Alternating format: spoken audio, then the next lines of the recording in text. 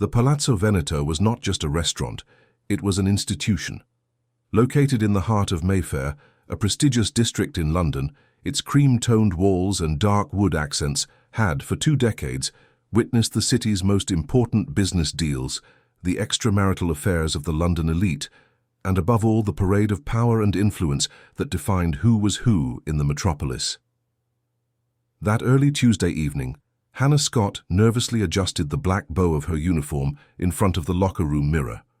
It was her first day as a waitress at the most prestigious establishment in the city.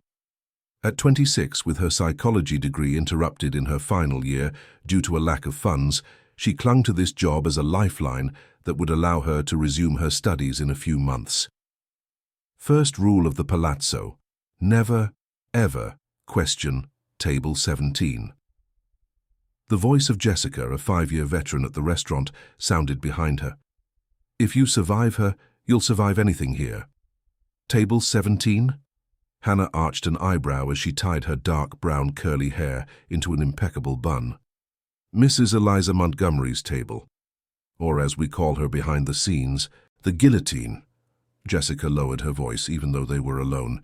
She comes every Tuesday and Thursday, always at 8 p.m., always at table 17, always accompanied by her husband, Theodore Montgomery. Montgomery, the owner of the hospital chain? And half the commercial properties in the city, and that resort in Sulcombe, and Jessica continued while applying a discreet lipstick. She's the terror of the Palazzo. She's made 3 managers resign and countless waiters quit. She finds flaws no one could imagine exist. The manager, Charles, a middle-aged man with a meticulously trimmed moustache, entered the locker room without knocking. Hannah, tonight you'll be responsible for tables 12 to 18, Jessica choked, looking at the newcomer with a mixture of pity and astonishment. Charles, it's her first day. Table 17 is... Precisely. Charles adjusted his bow tie. Mrs. Montgomery has requested a new face. She's tired, in her words, of the familiar incompetence of the current staff. When Charles left, Jessica gripped Hannah's shoulders. Listen, some basic rules for survival. Keep her wine glass always half full, never full or empty. Don't interrupt her, not even to serve. Address her as Mrs. Montgomery, never just Ma'am. And above all, don't show fear. She smells fear like a shark smells blood. At 8:05 p.m., Hannah watched the Montgomery couple being led to the famous Table 17, strategically positioned to see and be seen. Eliza Montgomery, a woman of 45, walked with the studied elegance of someone who had learned her posture in Swiss finishing schools. Perfectly dyed blonde hair, cut in a classic bob, a black Chanel dress with pearls that probably cost more than Hannah's car. Her husband, Theodore, a man with slumped shoulders and a vacant gaze, followed her like an obedient shadow. Hannah took a deep breath and approached. Good evening, Mrs. Montgomery, Mr. Montgomery. I'm Hannah, and I'll be looking after you this evening. Eliza's eyes scanned Hannah from head to toe, like a scanner searching for flaws. New, I presume? Yes, ma'am. It's my first night at the Palazzo. A thin, almost imperceptible smile crossed Eliza's lips. Then we shall see how long you last, won't we? Theodore, dear, order the wine. The evening proceeded like a choreographed dance on a razor's edge. Every move Hannah made was watched, every gesture evaluated. Eliza found fault with the temperature of the wine. Is this what you call properly? Chilled, the bread served clearly not baked today, and even the way Hannah held the tray, my housekeeper has more elegance. Theodore remained silent, occasionally casting apologetic glances at the waitress when his wife was distracted. During dessert, a millefeuille with vanilla cream, Eliza made an observation about London's recent heatwave. This weather is unbearable, utterly different from the summers of my childhood in Paris. Then, turning to her husband, Theodore, do you remember that summer in Provence? My grandparents' villa had that magnificent view of the lavender fields. It was then that it happened. For a brief instant, not even a microsecond, when Eliza became particularly animated while talking about a French dish, her polished Mayfair accent gave way to something different. A slight drawl on the vowels, a characteristic lilt on the S. Hannah, who grew up traveling through the countryside with her teacher parents, recognized it immediately. It was a West Country accent trying to hide. The waitress froze, the wine bottle suspended in mid-air. Could it be possible? The sophisticated Eliza Montgomery, famous for her supposedly aristocratic lineage, letting a rural Cornish accent slip. When Eliza noticed Hannah's curious gaze, her face hardened. "Is something wrong?" "Waitress?" "Absolutely nothing, Mrs. Montgomery." Hannah resumed service with perfection, but her eyes caught another curious detail. As Eliza lifted her glass, the silk sleeve of her dress rose slightly, revealing a small scar on her wrist. It wasn't a mark from cosmetic surgery or a leisure accident. It was a burn scar, the kind one gets from working in a kitchen.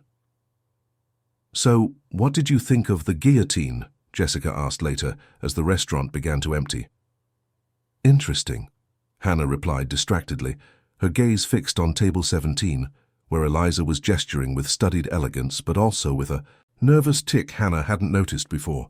She drummed her fingers on the table in a specific rhythm when she was impatient. "Interesting? That's the first time I've heard anyone describe Eliza Montgomery that way." Jessica laughed. "Usually the words are far less polite." "Do you know anything about her past? Before she was Mrs. Montgomery, I mean." Jessica shrugged.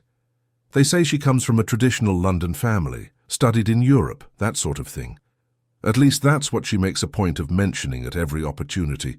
Why?" Hannah watched the Montgomery couple rise to leave. On their way to the exit, Eliza stopped by the manager, Charles. "The new waitress." She glanced at Hannah's name tag from a distance. "Scott, she is adequate. You may keep her on our table." Charles looked as shocked as Jessica, who watched the scene, dumbfounded. Never in the entire history of the Palazzo Veneto had Eliza Montgomery approved of a waiter on their first service.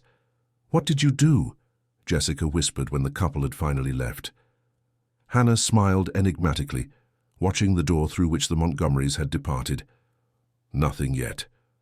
But I think I just discovered something no one else knows about the great Eliza Montgomery." That same night, back in her small flat in Camden, Hannah typed into Google, "Old Montgomery Family London." The results only showed recent news about Theodore's business empire and the couple's social events. Nothing about Eliza's supposed aristocratic lineage. Intrigued, she refined her search. Eliza Montgomery Youth Traditional Family. Again, nothing but interviews where Eliza vaguely mentioned a privileged childhood with no specific details, names, or photos. It was as if Eliza's life before her marriage to Theodore Montgomery 20 years ago simply didn't exist on record, as if it had been carefully erased or invented. "Who are you really, Eliza Montgomery?" Hannah murmured, closing her laptop. That burn scar, the accent that slipped out for an instant, the nervous drumming of her fingers. She had a feeling she had just stumbled upon something much bigger than a simple, difficult customer, and the psychologist in training within her couldn't resist a good human mystery. "I want to serve table 17 again." Charles's eyes widened, the pen he was using to draw up the table schedule suspended in mid-air. Hannah's words sounded like a request to jump out of a plane without a parachute.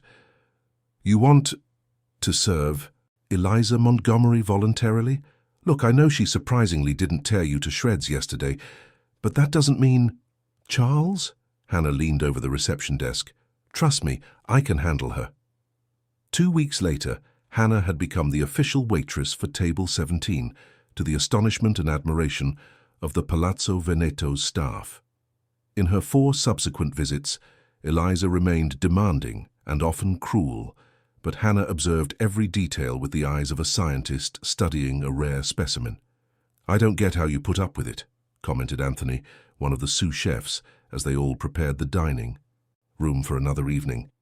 "The witch called you an incompetent provincial yesterday, just because you poured her water without being asked." "It's not what she says that matters, it's how she says it," Hannah replied, meticulously arranging the silver cutlery. "Have you ever noticed that when she gets really nervous, her accent subtly changes?" "Accent? What accent?" Jessica approached, curious. "Exactly. Supposedly she grew up in London and studied in Europe, right? So why is it that when she's irritated some words sound like they have a Cornish cadence? Born with a silver spoon in her mouth. Montgomery? Cornish? Anthony laughed. Impossible. And that scar on her. To right wrist, Hannah continued, ignoring the skepticism. It's not from plastic surgery or a household accident. It's an old burn, the kind you get from working in an industrial kitchen or, she paused meaningfully, or serving in a roadside diner. Her colleagues exchanged glances, now more intrigued than skeptical. The buzz was interrupted when Charles appeared in a hurry. They just called. The Montgomerys are on their way. They'll be here in 15 minutes. And for God's sake, Hannah, they're bringing the president of a Japanese conglomerate. No social experiments tonight? Hannah just smiled. Everything's under control, Charles.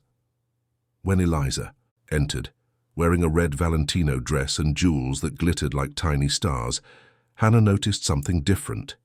The presence of a foreign guest made the socialite visibly tense, more tense than usual. Good evening, Mrs. Montgomery. Mr. Montgomery. Hannah greeted the couple and their guest with a discreet nod. I suggest the Krug champagne we've just received. It would be an excellent introduction for Mr. Takahashi to experience the best we have to offer. Eliza's eyes glinted with something that might have been approval, but she would never admit it. Theodore, as always, seemed relieved that someone else was making a decision. During dinner, Hannah watched every interaction like a chess match. Eliza was particularly keen to impress the Japanese guest, showing off knowledge of East Asian art that sounded like it was memorized from a quick internet guide. Several times she mentioned my family's estate in the Cotswolds, which dates back 3 generations, and how the Montgomerys have always valued tradition. It was when Mr. Takahashi mentioned the humid climate of Tokyo that Hannah saw the perfect opportunity. Oh yes, humid summers are dreadful, Eliza agreed, though I imagine it's different from the humidity where She stopped abruptly, realizing what she had almost let slip. Her fingers began to drum on the table, the unmistakable rhythm Hannah had noticed before. Where you come from? Mr. Takahashi asked innocently. Where I come from? Eliza recovered quickly. From tradition, naturally. As a Londoner born and bred, I grew up surrounded by the development of this magnificent city. Hannah, discreetly pouring more champagne, noticed the fine sheen of sweat forming on Eliza's brow, despite the restaurant's air conditioning working perfectly. Later that night, after the Montgomerys and their guest had left, Hannah had an idea. The restaurant kept a photographic archive of the most important celebrations held there over the years. With the excuse of looking for inspiration for a special table setting, she convinced the old maitre d' Robert to let her browse through the albums. Here you are, but I don't know what you'll find of use. It's just socialites preening, commented the grey-haired man, handing her 3 leather-bound albums. In the yellowed photos of the Palazzo Veneto's early events, Hannah looked for any record of the Montgomerys. She found Theodore in several images from 15 years ago, always with the same vacant look, but usually alone or with business partners. Eliza only appeared in the more recent photos from 12 years ago at most. This meant that, for some reason, during the Palazzo's early years, when Theodore was already a regular, Eliza did not appear by his side at social events. Why? Robert, Hannah called, how long has Mr. Montgomery been coming to the restaurant? Theodore? Since the opening over 20 years ago. He was one of the first VIP clients, even when he was still building his empire, but he didn't bring his wife back then. And when did Eliza start showing up? Robert frowned, trying to remember. It must be about 12 years ago, give or take. I remember it was a shock to everyone when he showed up with such a young and beautiful fiancée. Theodore was always reserved, you see. Suddenly, he was married to this stunning woman who claimed to be from an old family, but nobody really knew them. Nobody knew her family. Well, she always talked about the traditional Montgomerys on her mother's side, but frankly, no one in London's high society had heard of them before. But who was going to question it? Theodore was already rich and powerful, no. One would dare doubt his wife. Hannah thanked him and returned the albums, her mind racing. 12 years ago, Eliza had appeared out of nowhere, claiming an aristocratic lineage no one knew, and quickly established herself as a force to be reckoned with in London high society. In her flat that night, Hannah tried another approach. If Eliza was about 45 now and appeared in Theodore's life 12 years ago, then she was approximately 33 when she met him. What was she doing before that? If she really came from an old family, there should be social records, graduations from elite schools, charity events. She typed various combinations into Google. Eliza Montgomery before marriage. Eliza old family London young. Eliza debutante London, 1990s. Nothing relevant appeared. It was as if Eliza had sprung into existence at 33, already perfectly molded as a socialite. As she closed another fruitless search window, a distant memory began to form in Hannah's mind. Something about that nervous finger-drumming tick, the burn scar, and especially the Cornish accent that occasionally slipped out. Suddenly, like a flash of lightning, she remembered a childhood trip with her parents when she was about 10. They were going to Bristol to visit her Aunt Zelda, and they stopped for lunch at a roadside diner somewhere in rural Cornwall. There had been a blonde waitress, loud and full of life. She impatiently drummed her fingers on her tray while waiting for orders to be ready, and she had a small scar on her right wrist which Hannah noticed as the woman served her soda. What was her name again? The memory was vague, from almost 20 years ago, but she vaguely remembered the customers calling her by a nickname. Lizzie? It could be a coincidence, but Hannah picked up her phone and called her mother. It was late, but she had to confirm. "Mum, sorry to call so late. I have a strange question. Do you remember that trip to Bristol when I was about 10, when we stopped at a diner on the way, one with a very lively blonde waitress?" On the other end of the line, her mother yawned. "Vaguely, dear. Why? Do you remember her name? Or the name of the diner?" "Gosh, that was so long ago. I think it was something like the Cornish Corner. Very typical. As for the waitress, I don't remember her full name, but the customers called her Lizzie. She was quite funny. I remember you were fascinated by the stories she told." Hannah's heart raced. Lizzie. Eliza. "Mum, does Aunt Zelda still live in Bristol?" "Yes, she does. Why all this sudden interest?" "I need to talk to her. It's for some research I'm doing." After hanging up, Hannah stared at the wall, trying to process what she was beginning to suspect. Could it be possible that the elegant and cruel Eliza Montgomery, terror of the Palazzo Veneto and wife of the magnate Theodore, was actually Lizzie, a former waitress from a roadside diner in Cornwall? It was an absurd, almost laughable theory, but it would explain the accent that occasionally slipped out, the burn scar typical of kitchen work, the complete absence of records of her aristocratic youth, and that nervous finger-drumming tick that Hannah had observed in both women. "I'm going to find out who you really are, Eliza Montgomery," Hannah murmured as she wrote down her Aunt Zelda's phone number, "and maybe understand why you turned into this cruel person." The next morning, before heading to work, Hannah called her aunt. Her investigation had just taken a new and unexpected turn. "Aunt Zelda, it's Hannah, Christine's daughter." The voice on the other end of the line sounded cheerful. "Hannah, what a lovely surprise, my dear. How's London? Your mother told me you're working in a fancy restaurant." Hannah smiled, sitting at the small table in her kitchenette. It was early, the sun had barely risen, but she needed to make this call before going to the Palazzo Veneto. "I'm fine, Auntie. Look, sorry to call out of the blue, but I'm trying to remember something from our trip to visit you when I was about 10. Gosh, that was a while ago, wasn't it? What do you want to know?" "Do you remember a diner we stopped at on the way? I think it was called the Cornish Corner or something like that." There was a pause, and Hannah could almost picture her aunt frowning, trying to rummage through old memories. "Oh yes, that diner on the road between Truro and Bodmin. The Pit Stop, that was the name. Not the Cornish Corner. We always stopped there because their cheese rolls were the best in the region." Hannah's heart raced. "Exactly, Auntie, do you remember? A blonde waitress who worked there? I think her name was Lizzie." Zelda's laugh echoed down the phone. "Of course I remember Lizzie. Lizzie Evans, that was her full name, impossible to forget. She was the chattiest, most ambitious waitress in that backwater, always saying she was going to be rich one day, that she wouldn't die serving lorry drivers. Everyone knew Lizzie in that area." Hannah felt a shiver run down her spine. She was right.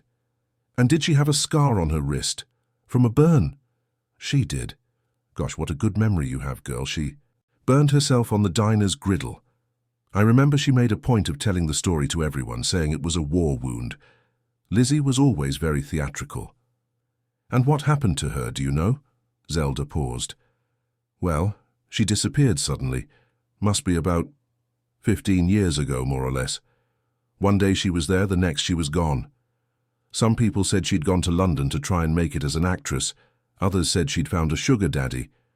You know what small towns are like, 1,000 theories. And before she disappeared, did she have any striking characteristics? Besides being chatty, I mean. Oh, her accent was thick, proper West Country, and she had a habit of drumming her fingers when she got impatient. Tap, tap, tap, tap. Zelda imitated the rhythm over the phone, the exact same one Hannah had observed in Eliza Montgomery. Why all this interest in Lizzie? Hannah hesitated. She couldn't just tell her aunt she suspected the waitress Lizzie had transformed into the feared socialite Eliza Montgomery. It's just, I'm writing a short story, you see, inspired by that childhood memory, a country waitress who dreams of a better life. Oh, how lovely. Well, if you want to include the most famous story about Lizzie, you have to mention the incident with the MP. Hannah almost dropped her phone. What incident? It happened a little before she disappeared. A member of Parliament, Walter Paxton, stopped at the diner with his entourage. It was election season, he was campaigning in the countryside. Lizzie, always wanting to be in the spotlight, went to serve his table personally, even though it wasn't her section that day. She was all done up, had even straightened her hair. Zelda took a dramatic pause, clearly, enjoying having an audience for some old gossip. And then what happened? Hannah could barely hide her anxiety. She tripped over her own heels and dropped a whole tray of food in the MP's lap. Can you imagine? 3 full plates with chips, beans, steak and onions, and a mountain of fried potatoes all over his expensive suit. It was a scandal. Hannah could picture the scene, the public humiliation. And what did Lizzie do? Ah, this is the best part. In the middle of the panic with everyone staring, she came out with that line that became a local legend. With her thickest accent, she yelled, "Ooh-ah, now you're seasoned proper like a Sunday roast." Zelda roared with laughter down the phone. The whole diner burst out laughing, except for the MP, of course. She was fired on the spot. I think that's when she disappeared from town. The shame must have been too much. Hannah scribbled everything down frantically, each detail a piece of the puzzle. Auntie, one more thing. Did Lizzie ever talk about her family? Where she came from? As I recall, she was an orphan raised by her grandmother in Truro. The old lady died when Lizzie was a teenager, and she'd been on her own ever since. She used to tell that story to get bigger tips, you know? The story of the plucky young woman. After hanging up, Hannah stared at her notes, her mind racing. It all fit. The proud and cruel Eliza Montgomery, who humiliated waiters for pleasure, was in fact Lizzie Evans, a former waitress who had been publicly humiliated. But how did a waitress from a roadside diner become the wife of one of London's richest men? And why build such a cold and merciless persona? An idea occurred to Hannah. If the incident with the MP had become so famous in the region, perhaps it had been reported. She opened her laptop and searched the digital archives of the small Truro newspaper. After half an hour of searching, she found it. A small note in the Truro Gazette from May 1998. A grainy photo showed a smiling young blonde woman holding a trophy. The caption read, "Lizzie Evans wins annual pie competition at the Harvest Festival." The waitress from the pit stop impressed the judges with her caramel apple pie. Hannah zoomed in on the image, as much as she could. Even with the low quality, there was no doubt. It was a younger, less polished and visibly happier version of Eliza Montgomery. The same face shape, the same smile, which Hannah rarely saw at the palazzo, and, most revealingly, the same small burn scar on her right wrist, visible because she was proudly holding up the trophy. Continuing her search, Hannah found another reference to Lizzie, this time in the social section a few months later. MP Walter Paxton visits Truro on campaign trail. The note didn't mention the diner incident, likely due to political influence, but it confirmed. The politician had indeed been in town at the time her aunt mentioned. Hannah leaned back in her chair, taking in everything she had discovered. The elegant and cruel Eliza Montgomery, terror of the Palazzo Veneto was actually Lizzie Evans, a diner waitress who had suffered a public humiliation and then disappeared. Sometime in the following years, Lizzie had reinvented herself as Eliza, erasing her humble past and creating a false aristocratic origin story. Somehow she had managed to meet and marry Theodore Montgomery, one of the richest men in London. But what was most fascinating to Hannah was the psychological transformation. The waitress everyone described as chatty, ambitious, and charismatic had become a cold, cruel, and calculating woman who seemed to take special pleasure in humiliating waiters, people who represented her former self. It was as if Eliza had built an impenetrable fortress around her true identity. Her cruelty was armor, her arrogance a shield. She didn't just hide her past, she actively punished those who reminded her of it. Glancing at the clock, Hannah realized she was almost late for work. She put her notes in a drawer and got ready quickly. As she walked to the bus stop, her mind buzzed with questions. What should she do with this information? Confronting Eliza would be risky. It could cost her the job she so desperately needed to get back to university. Besides, there was something profoundly sad about the whole story. How desperate would a person have to be to so completely deny who they were? At the Palazzo Veneto, Hannah was greeted with the news that the Montgomerys had booked a table for that evening. It would be another opportunity to observe Eliza. No Lizzie with this new knowledge. "Hannah, are you all right?" Jessica asked, noticing her distant look as they set the tables. "You look like you've seen a ghost."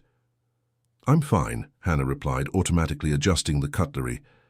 "Just thinking about something I discovered." "About the witch from table 17? Jessica lowered her voice, looking around to make sure Charles wasn't nearby. Hannah hesitated. "Let's just say people aren't always what they seem." "Philosophical today, are we?" Jessica laughed. "Well, whatever you discovered, you've used it to tame the beast. I've never seen Eliza Montgomery so restrained with a member of staff before." When the Montgomery couple arrived, Hannah watched them with new eyes. Eliza, impeccable in a navy blue Armani suit, walked as if the floor were unworthy of her Louboutin shoes. Theodore followed her as always, looking more like an accessory than a husband. "Good evening, Mrs. Montgomery, Mr. Montgomery." Hannah greeted them with a perfect curtsy. "Scott," Eliza replied with an almost imperceptible nod. "I trust the 2010 Barolo has been allowed to breathe properly this time." "Certainly, ma'am. I opened the bottle 40 minutes ago, exactly as you prefer." For a fleeting instant, Hannah saw something in Eliza's eyes. Recognition, perhaps? As if she realized something had changed in the way the waitress looked at her. During the service, Hannah noticed that Eliza seemed more tense than usual. Her fingers drummed on the table more frequently, and she avoided direct eye contact, which was unusual for someone who normally intimidated staff with icy stares. At one point, when Theodore went to the restroom, Eliza was left alone at the table. Hannah approached to refill her glass. "Are you all right this evening, ma'am? You seem preoccupied." Eliza looked up, surprised by the personal question. For a moment, her mask of coldness faltered. "Why wouldn't I be?" She quickly regained her composure. "Although I must admit this heat reminds me of the humid summers of my childhood." Then, as if she had said too much, she added, "In Paris, of course." Hannah smiled gently. "Of course. Though I've heard the summers in Cornwall can be quite humid too, especially around the Truro area." The wine glass slipped slightly from Eliza's fingers, spilling a few drops on the immaculate table linen. Her face visibly paled. What did you say?" Her normally controlled voice came out strangled. "Nothing important, Mrs. Montgomery," Hannah replied calmly, dabbing at the spilled wine. "Just an observation about the weather." When Theodore returned, he found his wife strangely silent. For the first time since Hannah had started working at the Palazzo Veneto, Eliza Montgomery seemed truly shaken. At the end of the evening, as the couple prepared to leave, Eliza called Charles over. "The service tonight was inadequate," she said, her voice colder than ever, but with an almost imperceptible tremor. "The waitress, Scott. I don't want her at our table anymore." Charles looked confused. "But Mrs. Montgomery, Until now you seemed pleased with her service. I've changed my mind." Eliza's voice rose slightly, revealing a trace of the Cornish accent she tried so hard to hide. Realizing the slip, she took a deep breath and regained control. "Simply arrange for someone else next time." As the Montgomerys left, Eliza cast one last look at Hannah, not of arrogance or contempt, but of something that looked almost like fear. "What did you do?" Charles asked as soon as they had gone. "She's been praising you for days, and suddenly she wants you off her table." Hannah watched the door through which Eliza had left, thoughtfully. "Let's just say I touched a raw nerve. Whatever it was, you've messed with the wrong person. Eliza Montgomery is not someone you want as an enemy." That night, lying in her bed, Hannah reflected on Eliza's reactions. The mere mention of Truro had been enough to shatter her carefully constructed composure. The fear in her eyes confirmed everything. Eliza Montgomery lived in constant terror that her past as Lizzie Evans would be discovered. And now Hannah, a simple waitress, held that power over her. "You've been taken off table 17 and you're still smiling. There's definitely something wrong with you, Hannah." Jessica watched her colleague with a mixture of admiration and concern as they both arranged crystal glasses for the evening service. 3 days had passed since the incident with Eliza Montgomery. "Maybe I'm relieved," Hannah replied, though her tone suggested otherwise. "Serving the guillotine isn't exactly anyone's dream." "Then why do I see that strange look on your face? Like you've discovered the secret of the universe?" Hannah hesitated.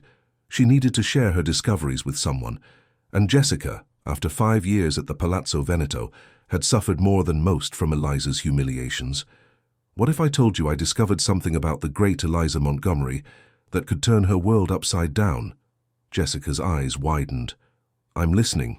Checking that they were alone in the still empty dining room, Hannah moved closer and lowered her voice.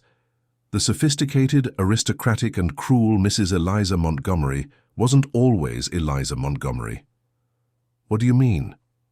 "A little over 15 years ago, she was Lizzie Evans, a waitress at a roadside diner called the Pit Stop in Cornwall." Jessica nearly dropped a glass. "You're kidding." "I have proof. Old photos, witnesses, even a burn scar she tries to hide, but which she got working on the diner's hot plate." Over the next few minutes, Hannah recounted everything she had discovered: Eliza's true origin, the incident with the MP, the public humiliation, and Lizzie's subsequent disappearance. "That explains so much," Jessica murmured, taking it all in. "The way she treats the staff, especially us waiters. It's almost as if she's punishing what she used to be." "Exactly. Every time she humiliates us, she's rejecting her own past." "And her husband? Does Theodore know all this?" Hannah shrugged. "I'm not sure. He seems so submissive to her. Maybe he doesn't know, or maybe he doesn't care." "And what are you going to do with this information?" It was the question that had kept Hannah awake for the past few nights. "I don't know yet. On one hand, she deserves to be exposed after treating so many people like dirt for years. On the other hand, you're not cruel like she is," Jessica finished. "Something like that. And I also need this job to go back to university. Confronting her directly could be risky." Their conversation was interrupted by the arrival of Charles, who looked particularly nervous. "Emergency. The Montgomerys just called. They'll be here in an hour with a group of foreign investors. It's a crucial business meeting for the new resort in Selcombe." "So what?" Jessica asked. "Hannah isn't assigned to their table anymore." Charles swallowed hard. "That's the problem. Eliza Montgomery has specifically demanded that Hannah serve the table tonight." Both waitresses looked at each other, shocked. "But she herself asked for me to be taken off her table 3 days ago," Hannah protested. I know, it makes no sense. But you know Eliza. What she wants, she gets. And tonight, she wants you serving her table." As Charles moved away to supervise the kitchen preparations, Jessica grabbed Hannah's arm. "It's a trap, isn't it? She realized you know something and wants an opportunity to humiliate you publicly and maybe get you fired." Hannah nodded slowly. "Probably. An important dinner with investors is the perfect setting. If I make the slightest mistake, she'll have the perfect excuse to demand my head." "You don't have to do it. You could say you're sick, ask Charles to assign another waiter. For a moment, Hannah considered the idea. It would be the safest option. But then a determination ignited within her. No. If she wants a confrontation, she'll get one. It just won't happen the way she expects. What are you going to do? I'm not sure yet, but I think it's time for the real Lizzie to meet Eliza Montgomery. An hour later, the main dining room of the Palazzo Veneto had been rearranged to accommodate Theodore Montgomery's group. Table 17, usually for 2 or 4, was now expanded to seat 10. Theodore and Eliza occupied the head seats, with 4 foreign investors on each side, representatives of an Arab fund interested in the Montgomerys' new venture. Hannah watched the group enter. Eliza, as always, was impeccable in an emerald green Dior dress that highlighted her eyes. But there was something different about her tonight, an extra rigidity in her movements, a calculating gleam in her eye. It was the look of a predator preparing an ambush. "Good evening, Mrs. and Mr. Montgomery," Hannah greeted them with a perfect nod. "Welcome, gentlemen," she added for the investors. The dinner began tensely but cordially. Hannah executed every move with military precision, anticipating every need, keeping the glasses at the ideal level, perfectly timing the arrival of the dishes. Her performance was flawless, which clearly irritated Eliza, who was searching for the slightest fault to attack. The opportunity arose during the starter, a delicate foie, grasse terrine with toasted brioche. One of the investors, an older man with a thick accent, asked about the dish. "This French delicacy reminds me of Paris," he commented. "Do you visit often, Mrs. Montgomery?" "Paris is practically my second home," Eliza replied, with that studiedly casual tone of someone trying not to sound snobbish while flaunting privilege. "My family has kept a flat in the 8th arrondissement for generations." "Fascinating," said the investor. "I imagine you have many childhood memories from there." Eliza's smile faltered for a millisecond, but she recovered quickly. "Naturally. Entire summers exploring the Luxembourg Gardens, Octobers at the Louvre, the typical privileged Parisian childhood." Hannah, discreetly pouring wine, couldn't suppress a small, ironic smile. Eliza's lies were so elaborate and specific that to someone who didn't know the truth, they sounded convincing. To someone who did, they were almost comical. Noticing Hannah's smile, Eliza frowned. "Is something funny, waitress?" "Absolutely nothing, Mrs. Montgomery," Hannah replied with perfect composure, "just appreciating your fascinating story about Paris." A tense silence fell over the table. The investors looked confused by the sudden hostility, while Theodore seemed to want to disappear into his chair. It was during the change for the main course that Eliza made her move. As Hannah was pouring a prize-winning Bordeaux, Eliza deliberately moved her handbag, causing the waitress's arm to brush against it. "Careful!" Eliza exclaimed, pulling away as if she had been assaulted. "This bag costs more than your annual salary. Can't you be more careful?" "My apologies, Mrs. Montgomery," Hannah replied calmly. "It was an accident." "Accidents are the result of incompetence," Eliza hissed, now raising her voice so everyone at the table could hear. "But what can one expect from someone so provincial?" The investors looked uncomfortable. Theodore cleared his throat, trying to change the subject, but Eliza was just getting started. "You know, gentlemen," she addressed the guests, "it's so difficult to find quality service these days, even in establishments that claim to be first-rate." Her gaze pierced Hannah. "Some people simply don't have breeding, you understand. No matter how hard they try to appear sophisticated, their origins always show through." The irony of the statement was almost palpable. Hannah could have been intimidated, but instead she felt a wave of indignation. Not for herself, but for all the people Eliza had humiliated over the years, projecting onto them the hatred she felt for her own past. "You're absolutely right, Mrs. Montgomery," Hannah replied, surprising everyone with the audacity of her response. "Origins are fundamental. Speaking of which, I have a question about Truro." Eliza's face instantly went pale. "What did you say?" Her voice came out strangled. "Truro, in Cornwall. A charming town, don't you think? Especially the area with that diner. What was its name again?" The silence at the table was absolute. The investors looked confused. Theodore intrigued, and Eliza? Eliza looked like she was on the verge of a nervous breakdown. "You are being completely inappropriate," she finally managed to say, her voice trembling with rage and fear. Charles, she called for the manager, who hurried towards the table. "This employee is being insolent. I demand she be removed immediately." "Lizzie, if I may call you that." The use of her old name made Eliza freeze. The color drained completely from her face. "How do you—" "You see, I found a very interesting photo in a 1998 newspaper. The winner of the annual pie competition at the Harvest Festival, a talented young woman named Lizzie Evans." Hannah kept her voice calm, professional, almost gentle. "The same young woman who, unfortunately, had an embarrassing incident with a certain MP, Walter Paxton. Something involving a spilled tray of food and a very colorful phrase about a Sunday roast, if I'm not mistaken." One of the investors stifled a laugh, quickly disguising it as a cough. Theodore was staring at his wife with an expression of growing shock and confusion. "Eliza, what is she talking about?" he asked. But Eliza seemed unable to answer.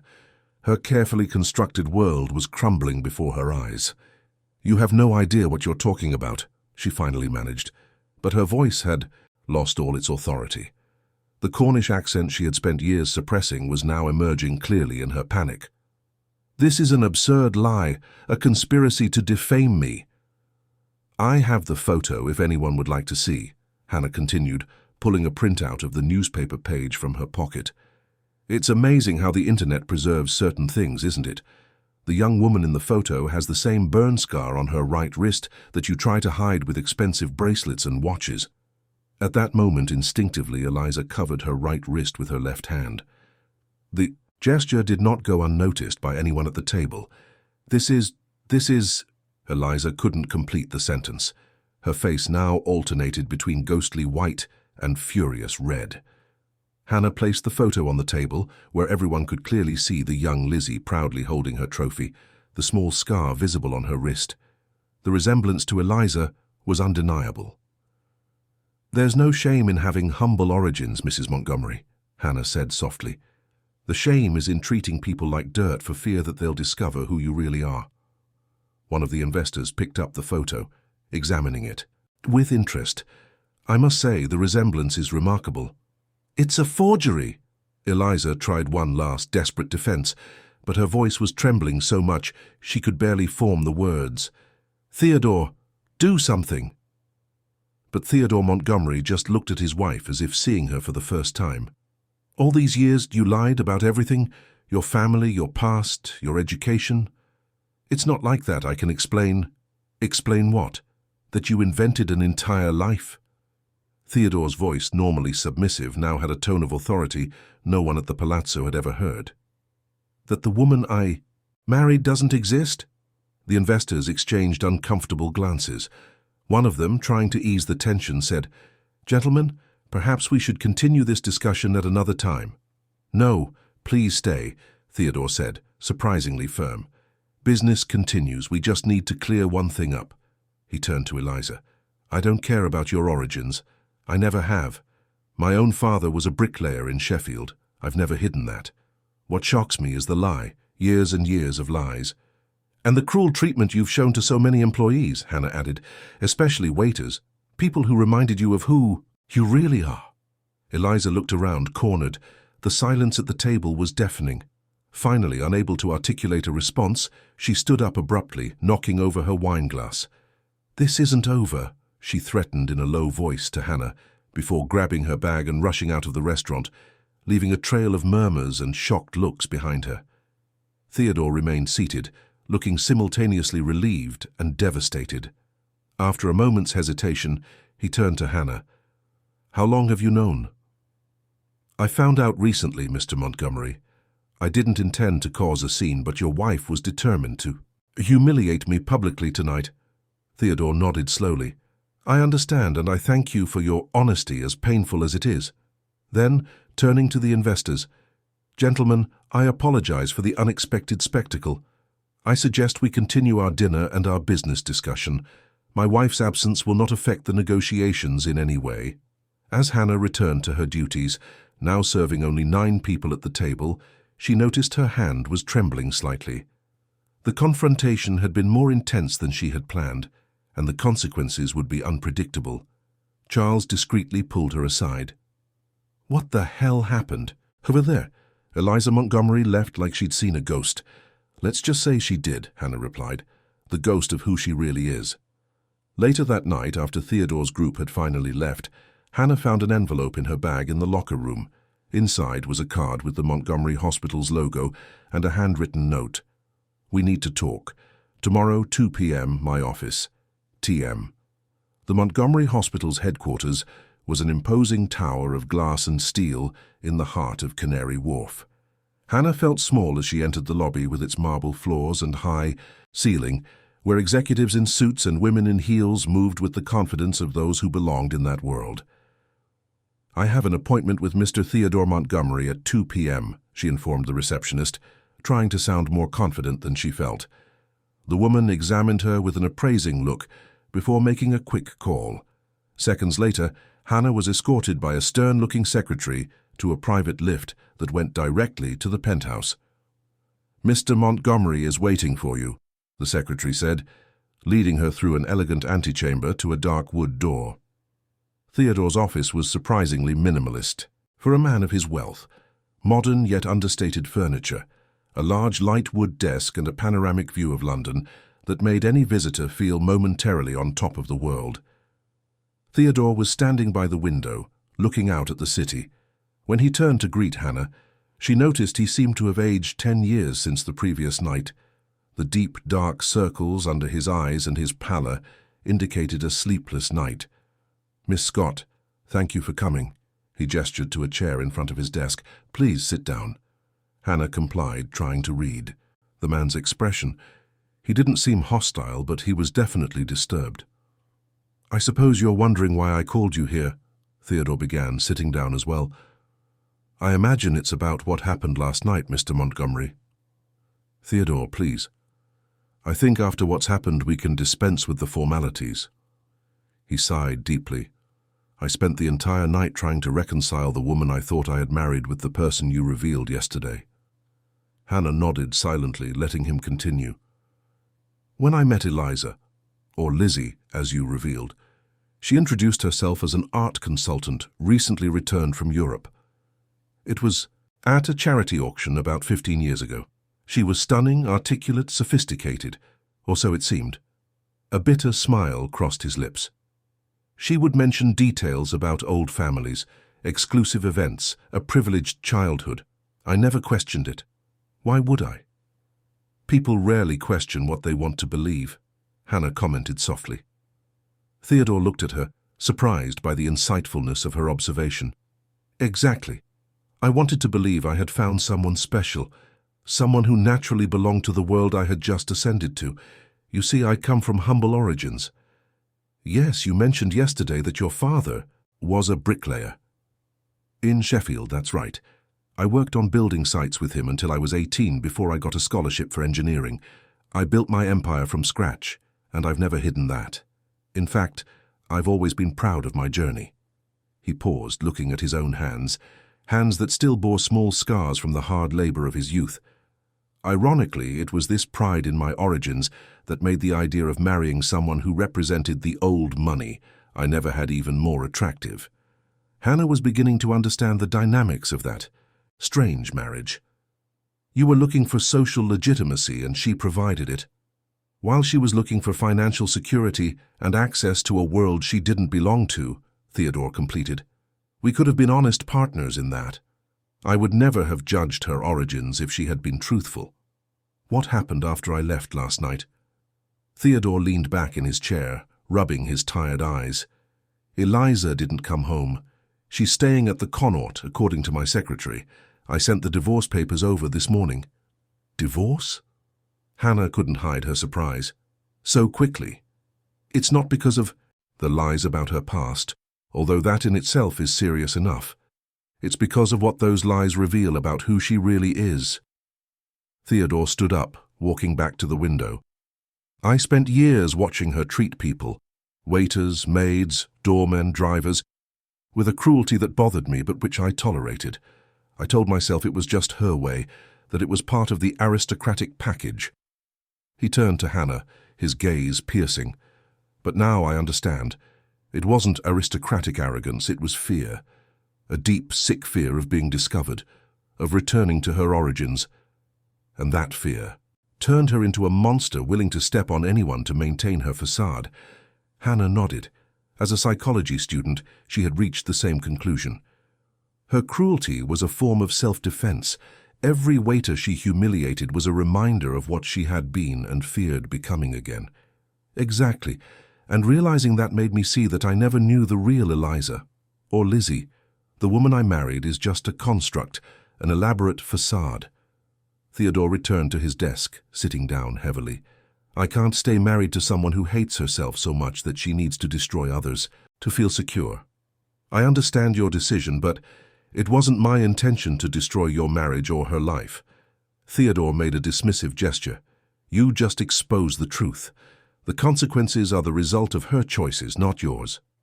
He watched her for a moment. By the way, why did you do it? What motivated you to investigate so deeply? Hannah pondered the question. Initially, it was curiosity, small inconsistencies I noticed in her behavior.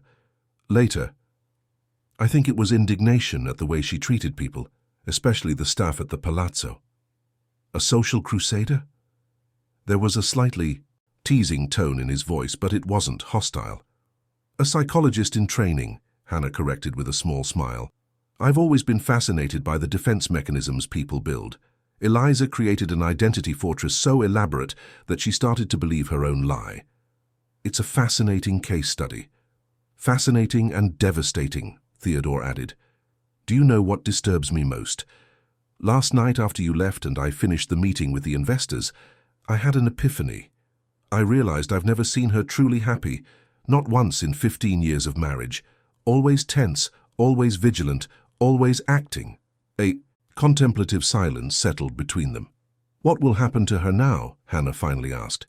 Financially, she'll be fine. Our prenuptial agreement is generous. Socially, well, that's another story. Theodore sighed. The news has already spread. London may be a metropolis, but in the social circles Eliza frequents, it's a small town. 3 of the investors present last night have wives who are the biggest gossips on the social circuit. The story of the diner heiress must be making the rounds already, Hannah concluded, feeling a pang of guilt. The diner heiress? Is that what they're calling her? Theodore couldn't contain a brief, bitter laugh. Cruel but fitting, considering what you said about the incident with the MP. Hannah felt uncomfortable. She hadn't expected Eliza's humiliation to be so complete. Maybe she can rebuild her life somewhere else, start over. Perhaps. But knowing Eliza, I doubt she'll be able to accept the failure of her elaborate identity construct. Theodore folded his hands on the desk. But I didn't call you here to discuss Eliza's future. I wanted to understand your motivations and, more importantly, to make you a proposition. A proposition? You mentioned you're a psychology student, correct? And that you had to pause your studies for financial reasons? Yes, I was in my final year when I had to defer. The job at the palazzo was to save money to go back. Theodore opened a drawer and took out an envelope. The Montgomery Foundation offers full scholarships to promising students in various fields, including psychology. He pushed the envelope towards her. I would like you to consider this offer.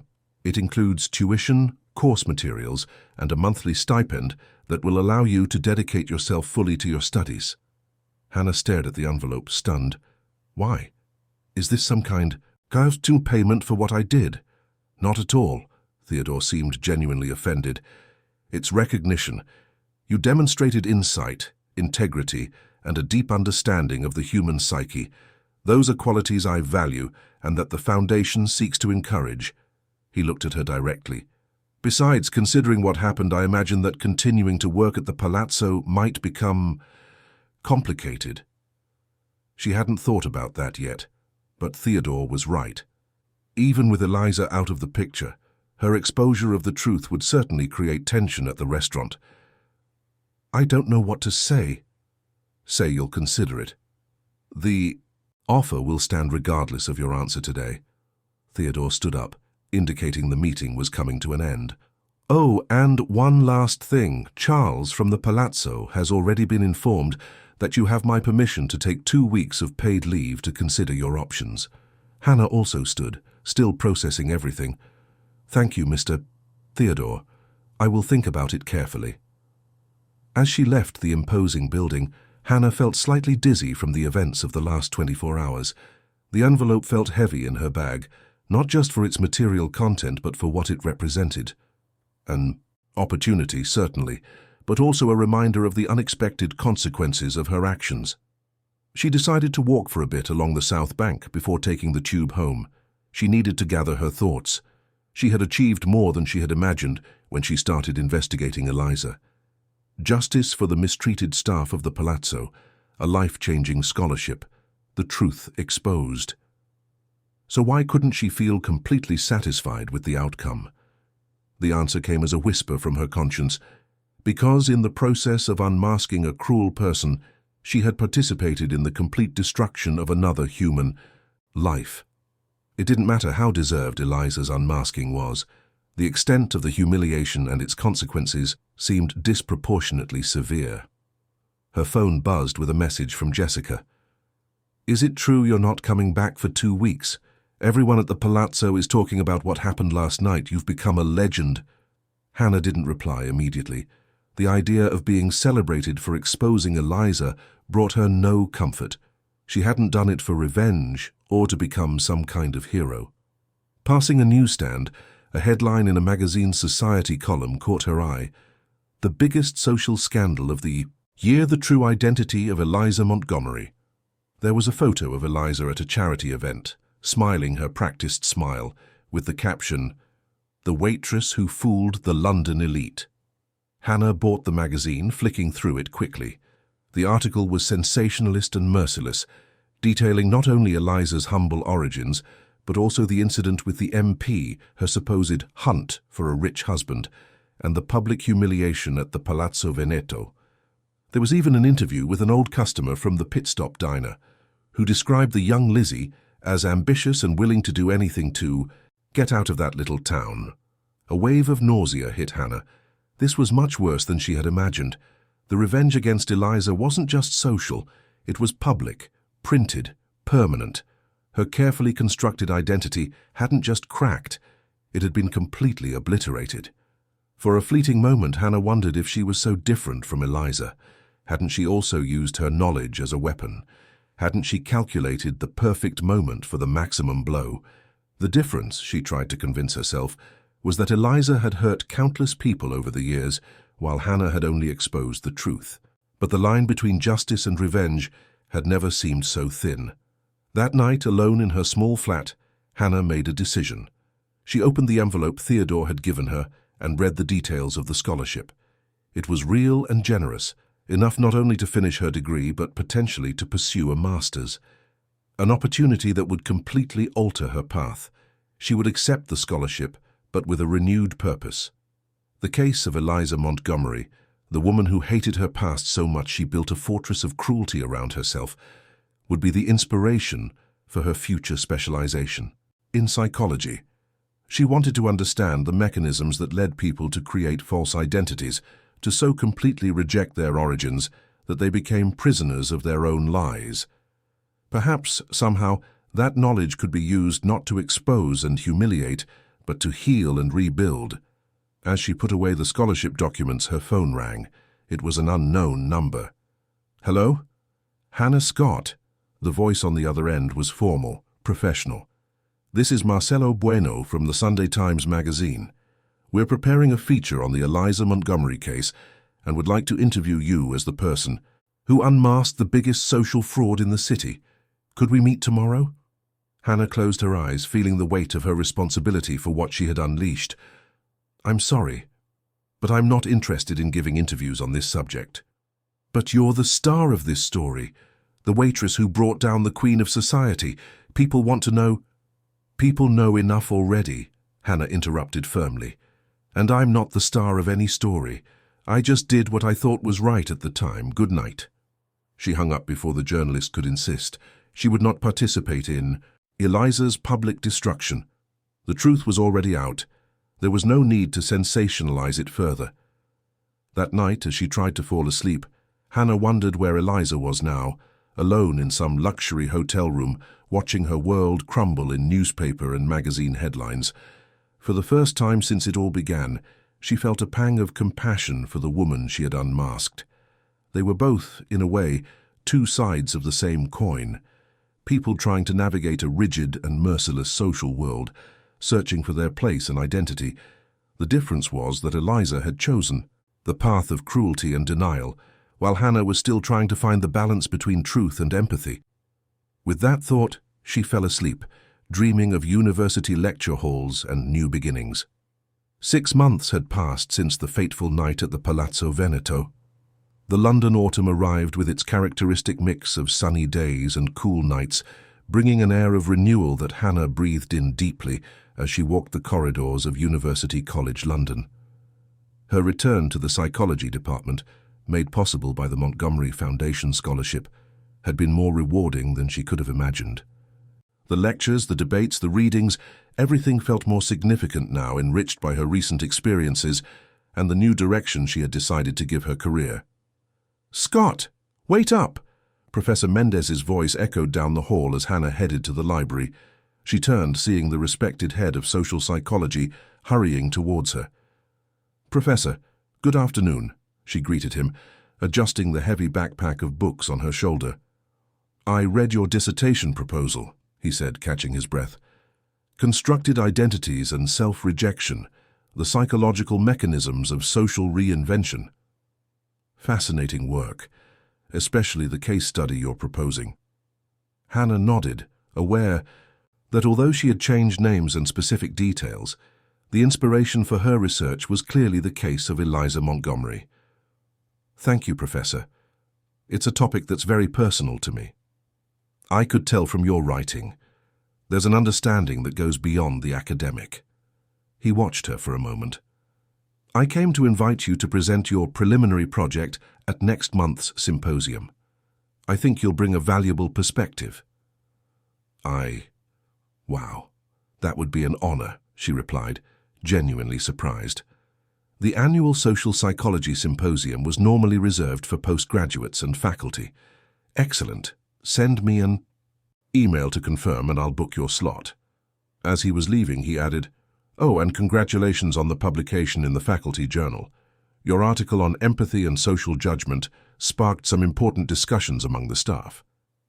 As the professor walked away, Hannah allowed herself a moment of pride.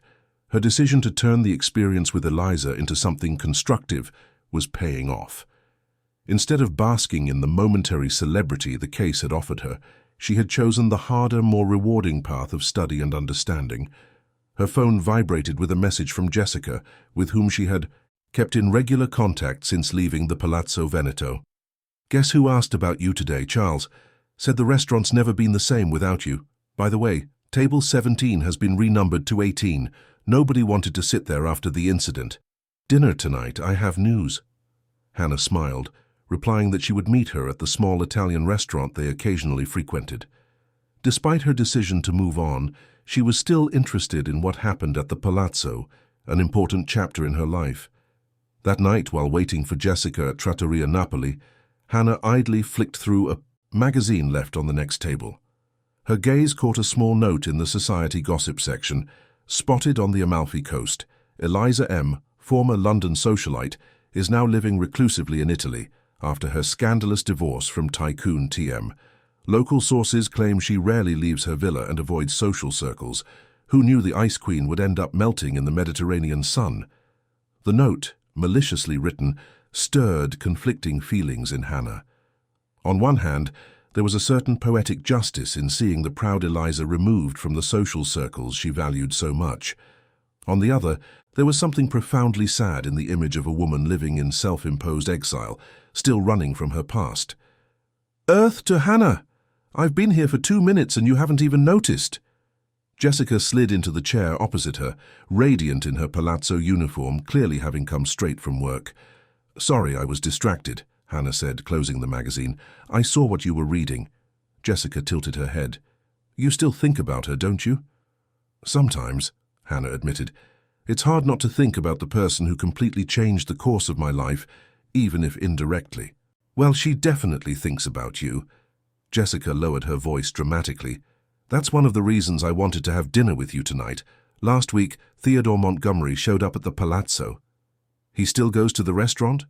Rarely, but this time he came alone and specifically asked to sit at the old table 17. Charles almost had a fit. Jessica laughed, taking a sip of the water the waiter had just served. After dinner, he asked to speak to me. He asked how you were. Hannah frowned, surprised. What did you say? The truth. That you were back. At university, that you were doing well. He seemed pleased. Jessica took a dramatic pause, and then he told me he'd received a letter from Eliza last week. Hannah's heart sped up. A letter? After all this time? What did it say? He didn't go into details, but he mentioned that for the first time she talked about her real past. Not apologetically, according to him, but as an explanation. He said she's finally starting to accept who she really is. Jessica leaned across the table. And here's the part that'll interest you. Apparently she mentioned you in the letter. Me? Why? What did she say? Theodore didn't specify, but he implied it wasn't entirely negative. He said something like, "It seems you did more for Eliza than just expose her lie." Isn't that fascinating? Hannah absorbed the information slowly. The idea that Eliza might have found some kind of liberation through that painful exposure had never occurred to her. It's surprising, she finally agreed. But now for my big news. Jessica was practically bouncing in her seat. I've been promoted to maitre d'. I start training next week after 7 years of waiting tables, finally. Jess, that's wonderful. Hannah squeezed her friend's hand across the table, genuinely happy for her. You deserve it more than anyone. The rest of the dinner passed with Jessica sharing her plans for the new role and Hannah talking about university. It was comfortable, this new normal they had built. Days later, while organizing her small study in the flat she could now afford thanks to the scholarship, Hannah received an unexpected piece of mail. The envelope was elegant, made of thick paper, with her name and address written in meticulous calligraphy. There was no return address, but the postmark was Italian. Her heart quickened as she carefully opened the envelope. Inside was a single sheet of the same fine, high-quality paper, with a few lines written in the same elaborate script. Miss Scott, words have never been my strong suit, unlike appearances. I spent years building a facade, and decades fearing someone would tear it down. You did, and for that I initially hated you with an intensity that frightened me. Time, however, is a patient teacher. These months of isolation have forced me to confront the woman I buried so many years ago. I've discovered she wasn't as terrible as I feared, just desperately insecure and wounded. I am not asking for forgiveness. The wounds I inflicted on so many people, including you, were real and unforgivable. I am merely acknowledging that, in your pursuit of justice, you inadvertently gave me something I never thought possible. The chance to finally find myself. E.M. or L.E., as you prefer. Hannah read and reread the letter several times, feeling an unexpected emotion swell in her chest. It wasn't exactly forgiveness or reconciliation. It was something more subtle and perhaps more valuable. Acknowledgement, from both sides. She carefully placed the letter back in the envelope and stored it in her study drawer. One day, perhaps, she would use this experience in her practice as a psychologist, not the specific details, but the lessons about identity, shame, and the long road to self-acceptance. 3 months later, on a cool, early winter evening, Hannah found herself at the Palazzo Veneto again. Not as an employee, but as a special guest at the farewell party for Charles, who was retiring after 2 decades of managing the restaurant. The place felt different, brighter somehow, with Jessica now commanding the dining room as maitre d'. The feared table 17, now 18, had been transformed into a communal table for large groups, losing its somber aura. A toast to Charles, who has guided this restaurant with a steady hand for 20 years, declared the owner, raising a glass of champagne, and who can now finally enjoy Tuscany with his wife, without worrying if the Béarnaise sauce is at the right temperature. Warm laughter filled the room as everyone toasted. Hannah looked at the faces around her. Old colleagues, new employees who only knew her from stories, regular customers. The Palazzo Veneto went on, adapting and evolving just like all of them. After the celebrations, while helping Jessica organize the gifts Charles had received, Hannah noticed Theodore Montgomery discreetly entering the almost empty restaurant. "I just came to offer my congratulations to Charles," he explained, looking slightly uncomfortable. Then, spotting Hannah, his face brightened. "Miss Scott. What a pleasant coincidence. Please, Theodore. At this point, you can call me Hannah." He smiled, a lighter, more genuine smile than she had ever seen during the Eliza era. "Hannah, then, I heard your project at the university is going exceptionally well. The foundation has received excellent reports on your performance." "I'm loving every minute of it," she confirmed. "In fact, my supervisor has suggested I consider a fast-track PhD after my master's." "Fascinating. And what would the topic be?" "I'm still refining it, but something along the lines of identity reconstruction and healing after self-image trauma." She hesitated, then added, "I received her letter, you know, a few months ago." Theodore's smile faded slightly but didn't disappear. "I thought you might. She mentioned she intended to write to you." He paused, choosing his words carefully. "Eliza, or Lizzie, is different. Still not a warm or particularly open person, but there are moments of authenticity I never saw during our marriage." "So you're still in contact?" "Occasionally, not romantically. That chapter is definitively closed, but there's a mutual respect rising from the ashes." He adjusted his impeccable jacket. "She started giving cooking classes to underprivileged children in the region where she lives. Apparently she was always an excellent cook, though she never showed it during our marriage." Hannah smiled at the image of the proud Eliza Montgomery teaching children how to make pies. The winner of the 1998 pie competition reappears. "Exactly." Theodore checked his watch. "I must be going.